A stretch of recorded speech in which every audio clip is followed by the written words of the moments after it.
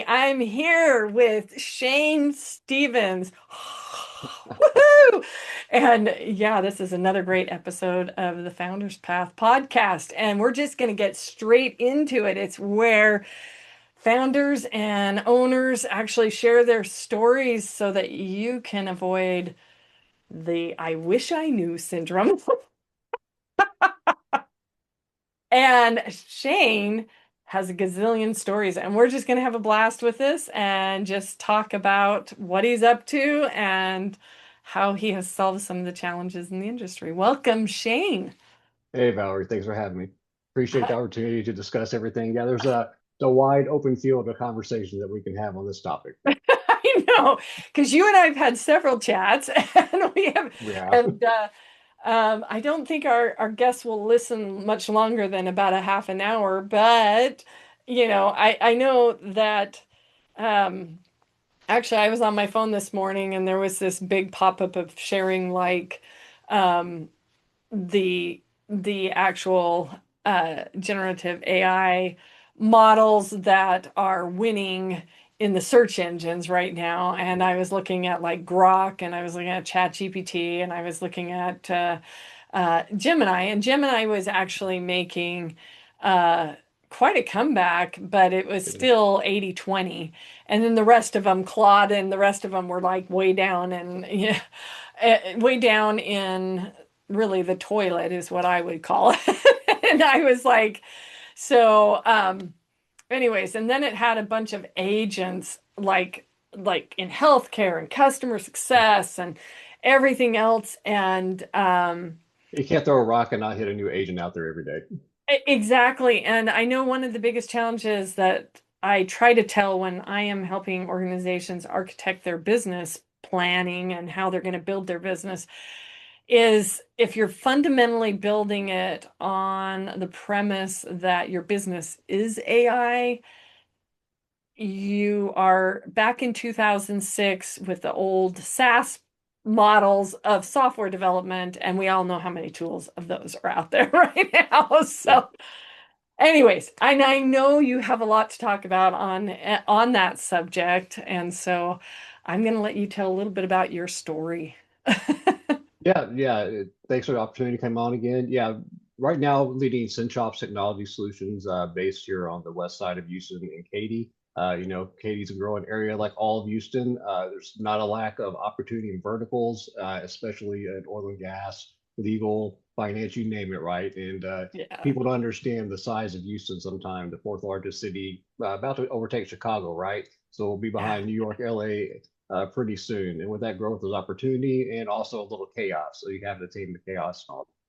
Yeah. So really, Cinchops itself has been around for about a year and a half. Started that up after going into the consulting world about 3 years ago, after kind of leaving the VC PE world for 30 years. Been doing that.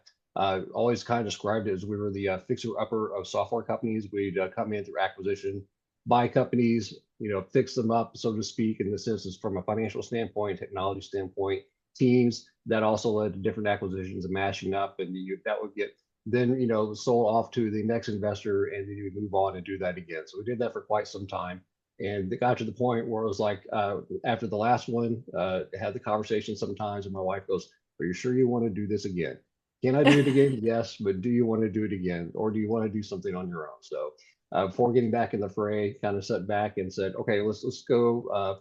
Do something on my own. It's only a window of opportunity. In certain times, you can do that. So that was the time, and it's been a fun ride for the past 3 years on the VCTO side and on the Synchops and the security focused MSP for about a year and a half, from that. That's fabulous. So if you are a founder listening, I'm gonna describe a little bit of acronym soup. When he says VCTO, that is a virtual chief technology officer, and MSP, most associated with IT. The challenge is managed services or co-managed services could be almost anything, but when you hear Mhm. the word CTO with it, it's probably the MSP, managed service provider, that you're thinking of. And that can be anything from the typical telco models all the way to the tech stacks, and then to add even more layer two, that you can add the acronym soup of MSSP, which adds security into it. And if you even want to add more acronyms, let's get into healthcare, energy, everything that he talked about. We're going to have like a rolling legend on the screen as you know, maybe a nice Zoom plugin. As you mentioned acronyms, it rolls up on the screen what those acronyms actually mean, right? So it self-explains. I think I'll work on that Zoom Well, plugin. you're the CTO. I'm going to have you take this episode and I'm going to have you roll it across the screen and we'll I think I have a new printer idea for that. Yeah, there we go. yeah. A lot of times I laugh a little bit. A lot of times I'll have on another one that I and kind of a co-host on another show will pop up like a Cinderella shoe or a squirrel when we're talking say squirrel. You know? Yeah. It's like okay. Well, it only gets worse, like you said. You throw in AI, you have LLMs, agentic, generative AI. I mean, it just the matrix gets deeper and deeper, and it gets more complex. But hey, that's really what someone our roles are, right? To kind of break that down, so the value in it, what it really means.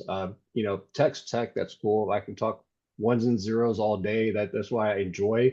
But the bigger thing too is it doesn't have an impact in business. Kind of what's the point, right? Just like you said, go back to the early 2000s. There's a lot of great technology that was built that sat on the shelf, never used. It didn't really solve a problem. It was architecturally wonderful. It looked great, but it really didn't solve a problem or need. So it gets cobwebs and eventually kind of dies off and goes into the ether, of the SaaS world and never be heard from again. And so that's kind of the thing too, is really taking tech and make it impact business.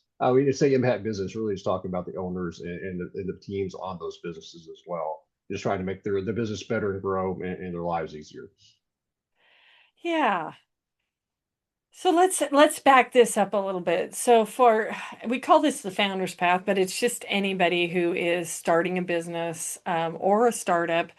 And there are fundamentally two different things with that. Startups versus starting a business. A lot of times startups are everybody should understand that terminology as well. A true startup means that it is somewhat category defining, meaning a new category, something that isn't existing out there.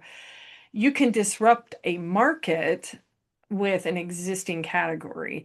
So a lot of people get very confused with the terminology and they're either doing a side gig, like your wife said, or you really want to do it, or you want to go out on I mean, and those are the questions. And the same question needs, and the nice thing about you having worked in the PE and exit world with some of the stuff that you've been doing is your business is not, if you don't design it to get acquired, the chances are you're probably not going to win anyway. And the reason I say that fundamentally is you mentioned outcomes.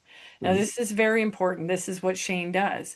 He does everything to the outcomes. That's how you actually quit chasing shiny objects, right? Here's the Yeah. latest, greatest agent. Here's the latest, greatest this, that, sales engine, you name it. Fundamentally, if your business isn't built with the outcomes in mind, then it is very close to, in fact, I just did a short on this, very close to, I want to go build a house, so I'm going to go to Home Depot, grab some wood and nails, and oh, wait, but I don't know what kind of house. I don't know. Oh, I don't have land. I don't have engineers. I don't have this. And technology is one of the biggest feature creeps or one of the biggest expenses for a reason. And it blows up your customer acquisition cost Mhm. because you just don't manage it. Well, you just don't. And that's what really a VCTO helps a lot with that for sure. And anyways, but let's hear some of your exciting stories of how you've actually helped them overcome the shiny object syndrome.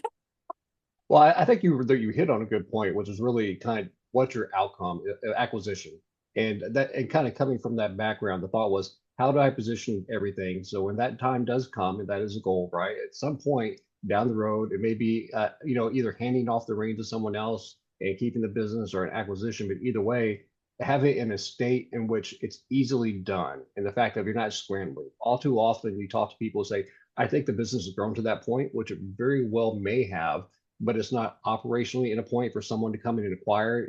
You kind of live in the mess, so you don't recognize it, but someone else is going to come over and, to acquire. They look at it and go, thanks, but no thanks. That could be operationally, it could be technology wise, it could be the debt that you have on your product, where you're positioning, how you're delivering. It could be financial. Your financials are in order. So really starting off the business with doing things the right way with that growth in mind, and saying that the system's in place, not to, wait for systems to be in place, but build them as you go to that end. So knowing that's where you want to be, put the system in place, put this process in place. When someone will come in and look at it, you're going to scale easier, right? When someone makes an acquisition, they're looking to scale it. So they don't want to have to go through and rebuild everything to scale. They want something that's at a good inflection point. They can come in, not have to do many changes, and just start investing and making that scale. But if you haven't done your due diligence of getting into that point, one, your valuation is going to be lower, and two, the likelihood of that acquisition actually occurring is going to be lower as well. So really kind of looking at that, and that's a little bit the difference too from a technical standpoint. When I come in and talk to people, someone may be able to give a technology roadmap, but also give you the business roadmap. Where are you lining up with these things? Kind of not to say been there, done that, and I have the T-shirt, but that's kind of saying let's talk business first, and then we'll talk technology, and then how they both enable each other to get you where you need to be. And I think that some people get a kind of one track. I'm just going to focus on the business. I'm not going to focus on getting it into I guess you say, a good state, or what's my goal, my outcome. Or others just all technology driven. And it's great tech, but is it moving the needle any in the business? Or then now I have, a huge monthly subscription bill for different platforms, and I'm not really getting the outcomes I hope. Yeah. So one of the things that, and I just did this on a LinkedIn post too, is where some look at SaaS as the fact that you could actually create a SaaS model and go to market in a SaaS model, and I'll call it a model because it really Mhm. isn't a product. Okay. Everybody goes Yep. SaaS, it's a rent model, right? It was software as a rent model, as a service. The challenge that you have with what was happening with that is it was a lot of built on SaaS architecture. It was built on potentially having a lot of revenue, but it wasn't holistically helping the company. So it was kind of from an investor standpoint, let's get a bunch of people on this, and basically you're paying for customers. Yeah. And in the paying for customers, that's a very bad place to be in any business. I don't care if you're exiting. And the reason that a lot of times I tell people that you set up for the same model as exiting or a Shark Tank is if you can't get it past investors, or you can't get it past in cyber risk, we talk about that being basically business continuity. Something happens, you have no business continuity. It basically means that your business cannot continue. And you might be immune to it as a founder because you were the guy wearing the hat, you were the guy that did the sales, you're the one who did. I talked to one who said, I'm hitting a wall because I can't get anybody else to do what I do. And I'm like, yeah, because you need to get out of the way of what you do. And Yep. the problem is you're unwilling to get out of the way of what you do. And so when the agents, the rise of the agents, were in the AI age, and I was actually listening to something about Schultz from 1980s, and he was talking about the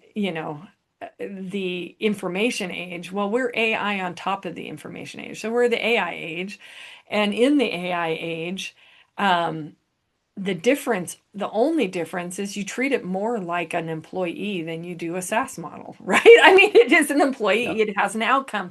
You can say, my AI SDR, this is what I need produced and how it has to be produced, and it can emulate you faster, etc.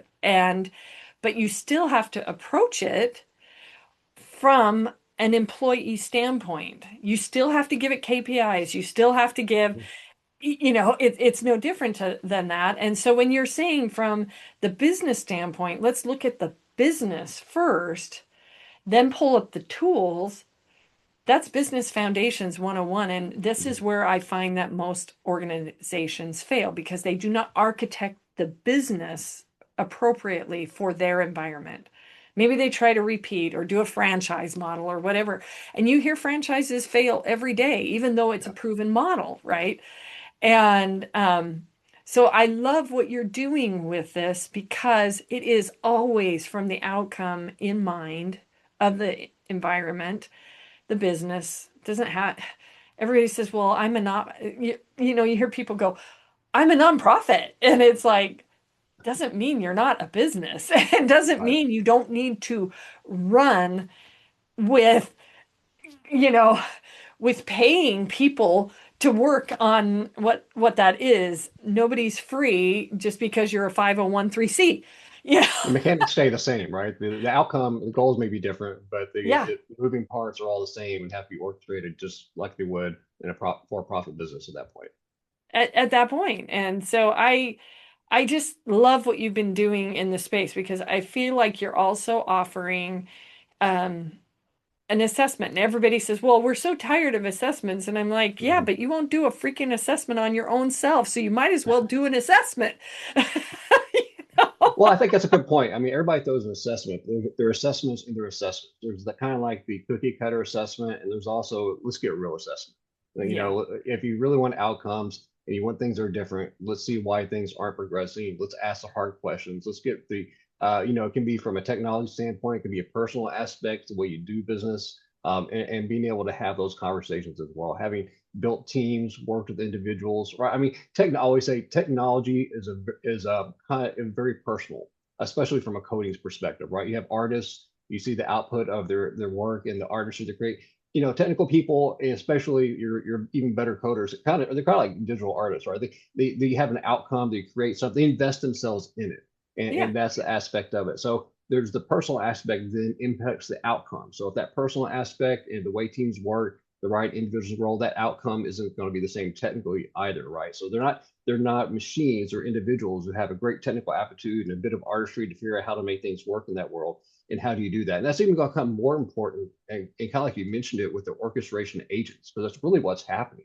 yeah, Those roles are changing very fast today. And if you think about it, you hear about kind of like job collapse and everything, especially in the technical sphere. And there's some of that. I would say there is a job collapse, and it's to the vertical and horizontal, right? You have the vertical collapse, which is the number of jobs.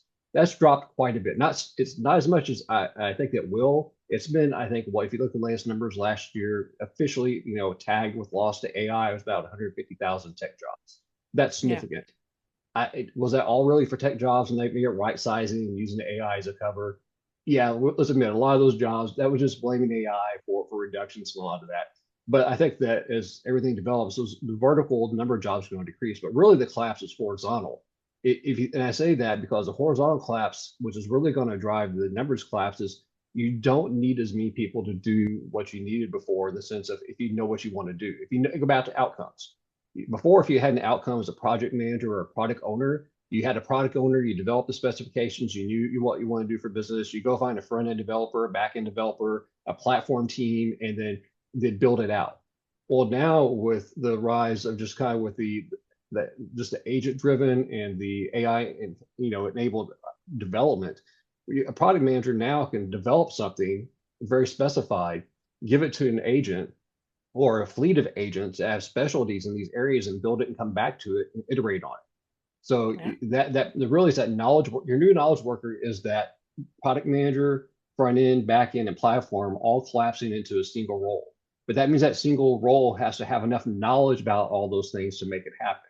So I think that's really where we're moving forward. That's a new knowledge worker, is someone who can work with agents, can specify what needs to be done in enough detail across all those specialties, and then be able to iterate that on very quickly into the desired outcome and validate that outcome is actually right. So I think the new knowledge workers has a broad understanding and deep and can orchestrate agents based on the specifications, have them do the work very quickly and iterate on it and to get the outcomes they want. That kind of comes into, the let's throw another acronym out there in the AI world, SDD.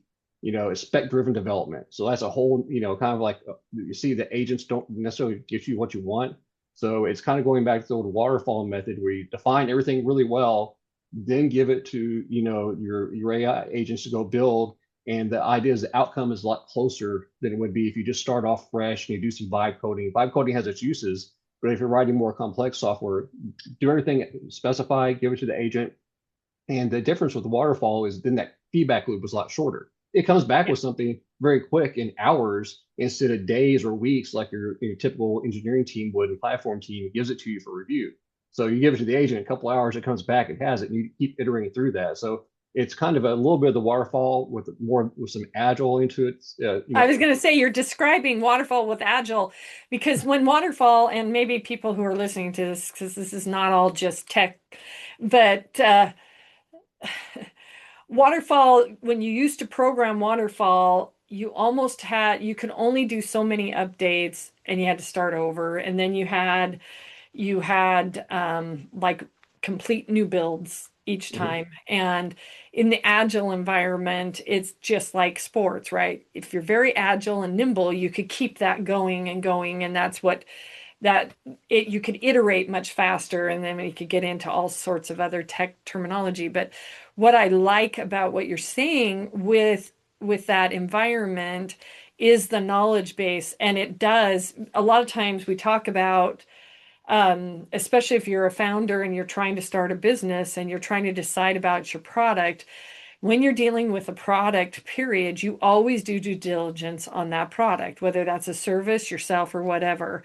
And in that due diligence phase, whether that, like I said, that kind of thing, you have to also look at the salability of that mhm. product over and over again because you're not going to build a quantum computer that costs you $1 billion if you cannot actually recoup the cost on that. And the analysis is very close to the stage gate processes of design and development. And business continuity really is no different, or building the business. It follows fundamentally those principles. But when you look at the environment with the outcomes and the agents and the knowledge base, I'm going to compare the 1930s depression. There were a lot of jobs that were lost, but there's also a lot of industries that were created in the middle of that. So, yes, if you're tethering yourself to the I am this right now, then yeah, your job might be lost. If you're tethering yourself to an agile environment that says that fraud is on the rise due to AI. There's your knowledge piece. You have to have the knowledge to know how to actually tell the model and tell the model it is correct. Then, just like any employee, if you misdirect that model, it's going Yeah. the wrong direction. And Right. If you're a bad manager of people, you can be a bad manager of agents, right? Your outcome's still yeah, going to be poor because you didn't manage the agents well. exactly. And so really it is the designing of said things that are really imperative. And make no bones about it, just like there are threat actors in cyber risk and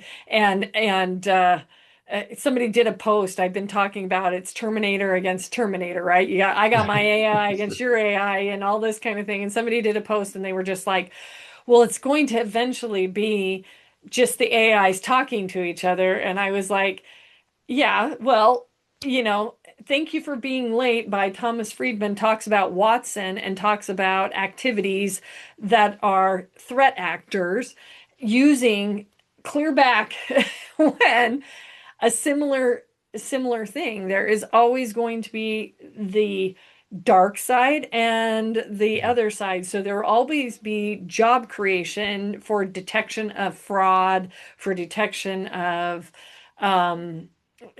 like you said, bad manager, right? Yeah. So I like that you said, well, it's 150,000 tech jobs, and I'm kind of laughing. In the United States, there's you know there's 330 million people. That's a You look very at, and I think that's an important part too. You look at the scope and scale, and been there. It's impactful for everyone who's been impacted. But I think that's an important thing to kind of stop and ask yourself right now. And a lot of people are saying is, will this impact me? And a simple rule, and I kind of wrote some information about this and put it out there a few days ago. And one of the things was ask yourself a question. I own something or I do something that impacts the bottom line or the revenue, and it is this. If you can't answer that question about what you do in an organization, that's where you really need to take a pause of concern because in the current economy, capital's not cheap.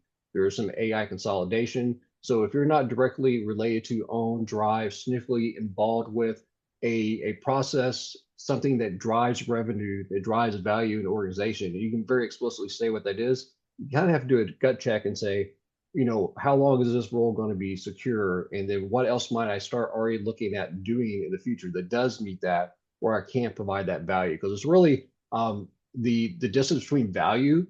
Because what happened was you have management, and you have people creating value, and then you had layers in between that had to do all the orchestration to make that happen.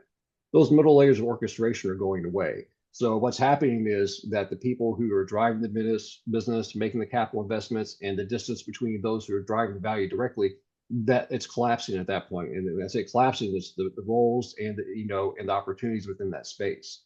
And so that's what you have to really look at. Am I creating value? And if not, how can I start creating value so I don't get caught up in that collapse somewhere? And if that's not me, where else could I go and what could I start where I can create value and control my life a little bit differently than being beholden to someone else, right? Just waiting to see what may happen. It's a decision you have to make. Am I going to play in that field of an organization or go start something on my own? And if it is, what will that, and if I do, will that actually provide value that someone will want to pay for? If no one Yeah. wants to pay, I would say, passion is great. And this is something I said strongly I with have passion. another episode on passion But is but great, but it doesn't if pay your bills. passion doesn't pay, then it's probably not something you want to start a business based on your passion, because you'll love doing it, but no one will pay you for doing it. So if you can do both, if you have a passion that someone's willing to pay you for, that's fantastic. That's the best of both worlds. But find something you love doing or good at doing that people are willing to pay you for. It may not be and then use that to enable your passion, but don't always lead with your passion sometimes. Lead with the opportunity that one, creates an opportunity for you to generate, revenue, wealth, whatever it is, that will allow you to go do your passion. That's great. But just because that's your passion doesn't mean that's the best business idea and someone's willing to give you money. Okay. So all you startups again and founders and anybody, he just described a pivot. So in business world, I talked to an HR leader. Oh, I'm not in sales. And I was laughing because he was hired to get human capital for a company. And I was like, but you are in sales. They are paying you to get human capital. So the Yep. value that you provide is that, right? And so when we're talking about pivoting in a business architecture sense, that is constantly have a pulse for what is changing and iterating on yourself. So if that's a human being, and I do like the fact that you were kind of saying, don't start with your passion. Ideas are sparked with passion, but they do not constitute a business. And when we look at ideas that are sparked by passion, again, if you cannot have people buy that passion, you have no business. And so that's where, yeah, you can go do something else or whatever. But I want to kind of hone in on something that's very important that I think a lot miss in the accelerator groups, in the PE groups. What, and I'm going to dumb it down to Valerie world. You are a human being and you have a budget and you have a dollar. And in that budget, that dollar has to do certain things. Maybe it's a pound. Maybe in your currency it's not a dollar, but let's just use a US dollar, okay? And in the US dollar, that will go to do certain amount of things that then if there's any pennies or dimes or nickels left afterwards, that you have that as a profit. And what happens when we say value creation, especially with jobs with AI and outcomes, is you can be bringing in a, you can be an expense out of that dollar, or you can be a driver of making that dollar. And if you are seen as the expense for that dollar, then you better be very, very necessary because the main thing is how many dimes are left at the end of the table. And with any business, if there is, you end up actually spending $1.10 to actually do that, then you are in the hole. And that is the number one reason why businesses fail: cash flow. So much cash flow. I think we had this in a previous conversation. We were talking. One of my early jobs, one of my first jobs was a company called HCSS, Heavy Big Construction Specialist. They were, about 30 years, and then they were acquired a few years ago. A civil engineering software. I think it was a large PE buyout from a private owner who started the company. But I was like employee number 15 there, and it was so the reason I got the job was I grew up in civil engineering. I could code and I understood things. And they're like, "Oh, you've actually been out in the field and worked. You are people working now. They don't really know what they're doing. They've never actually done this." So that was my entree into it. But there was a brilliant professional engineer.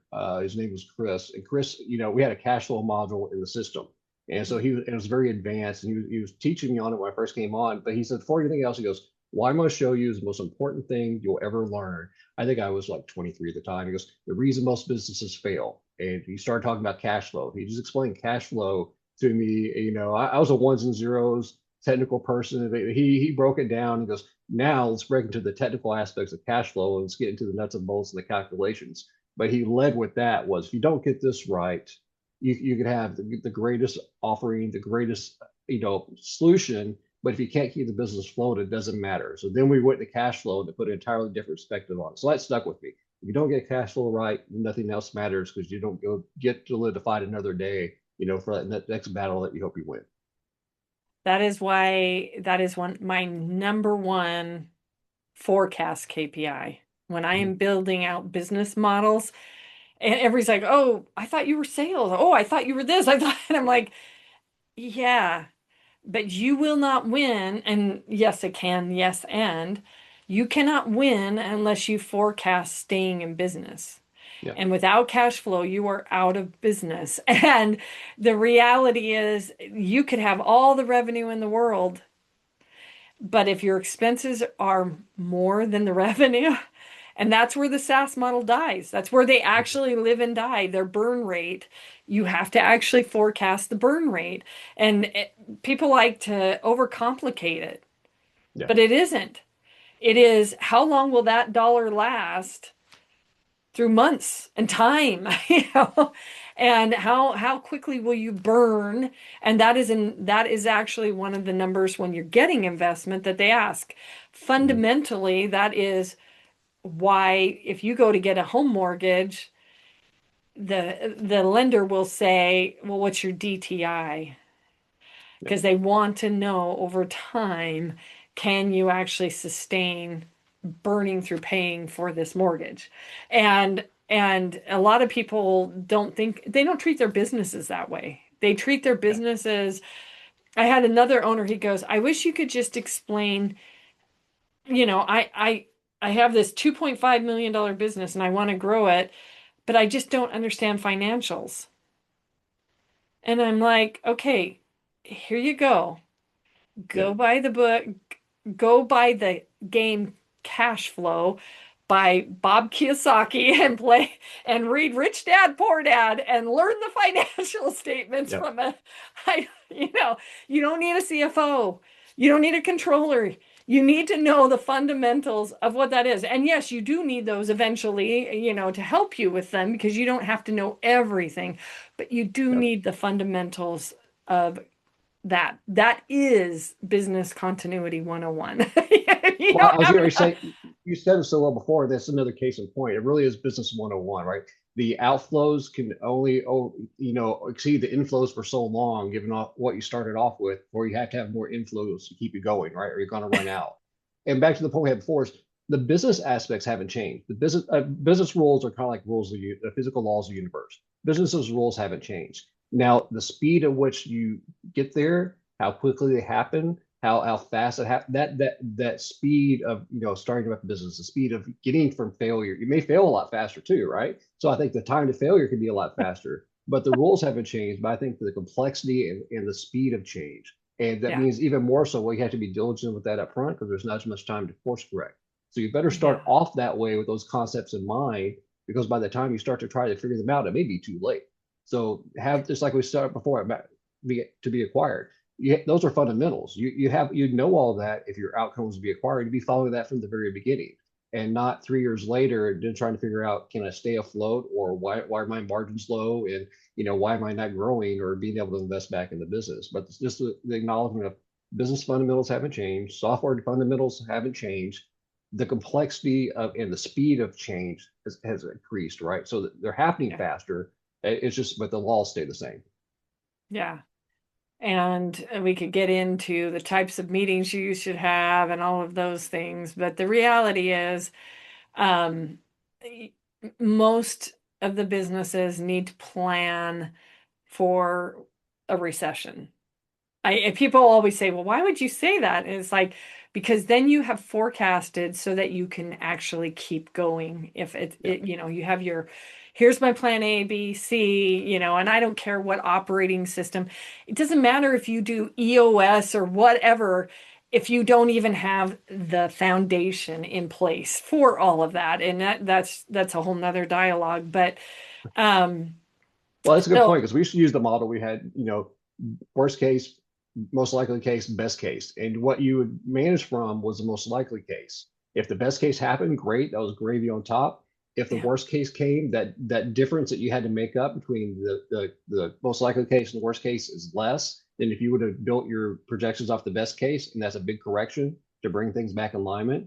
So, be realistic, be optimistic, but when you're planning, being realistic as well, and maybe a little bit not pessimistic, but hedging, because that makes things easier in the long run. It's great to overachieve and have a problem than it is to underachieve and to try to solve that problem and make up the gap.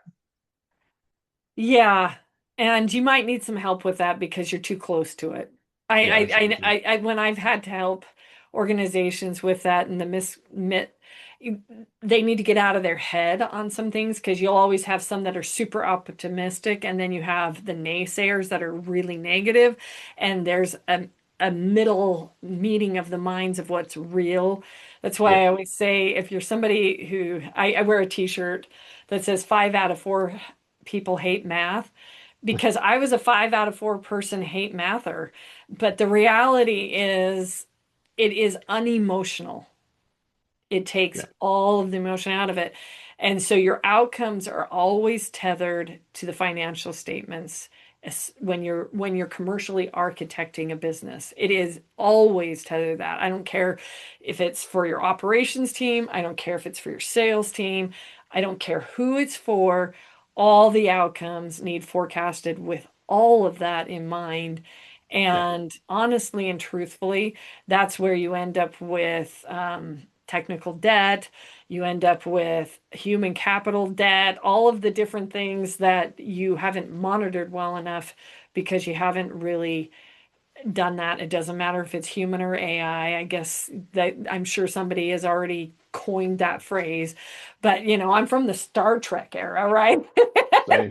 Well, It- hey, my Texas license plate is LLAP, which is live long and prosper. So that tells you what kind of trekker I Exactly. I actually sent in a Star Trek episode for the Next Generation one, but I grew up with it's aging me, but I grew up with the 70s am. version of it. Hey, it's And this is your anniversary of Star Trek. We've come a long way.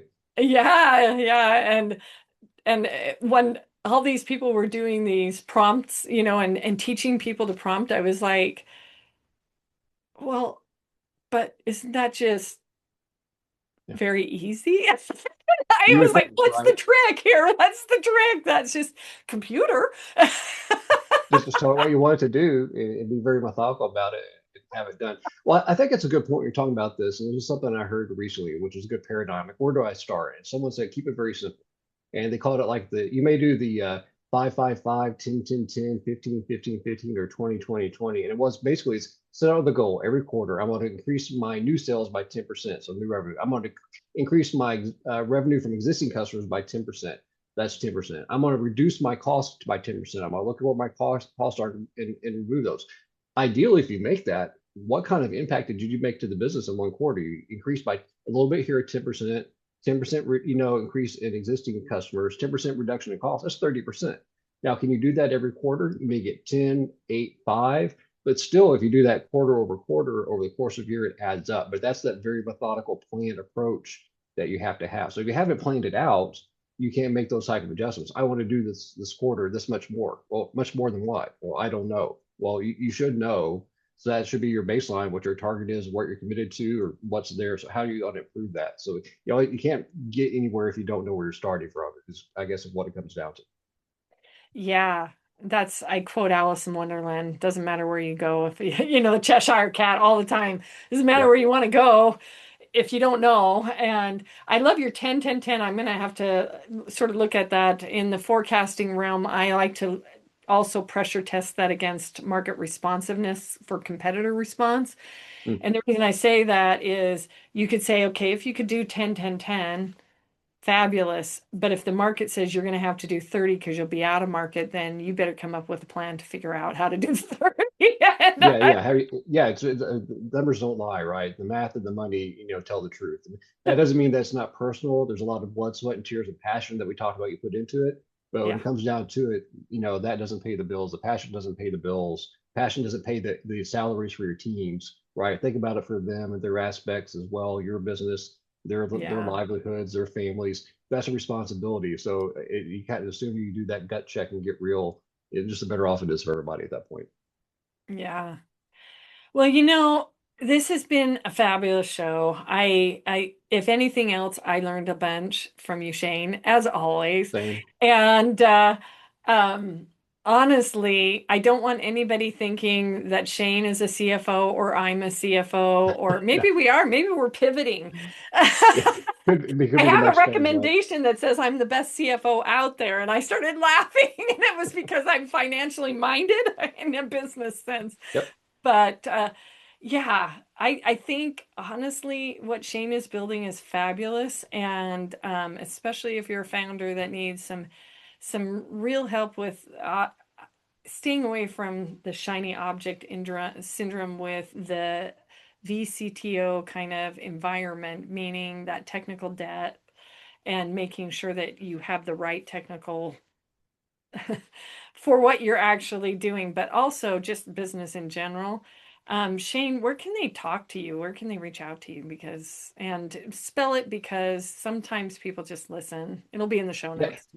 Yeah, fair enough. Yeah, the website is cinchops.com, so cinchops.com, or just shane.stevens, and then Stevens has a V, the new spelling, at cinchops.com. And I think that's really what it is, Valerie. It's just it all comes down to numbers, it's code, if it's money, if it's business, it's the balance sheet. How's that all come together? And it has to make everything work in the. Yeah, yeah. Well, anyways, hey, give us a shout out, drop some likes and loves in whatever you're listening to, and reach out to Shane. It's going to be really exciting. And obviously, you can reach out to me if you guys have any questions. And yeah, let's make it a great day. And thank you again for listening.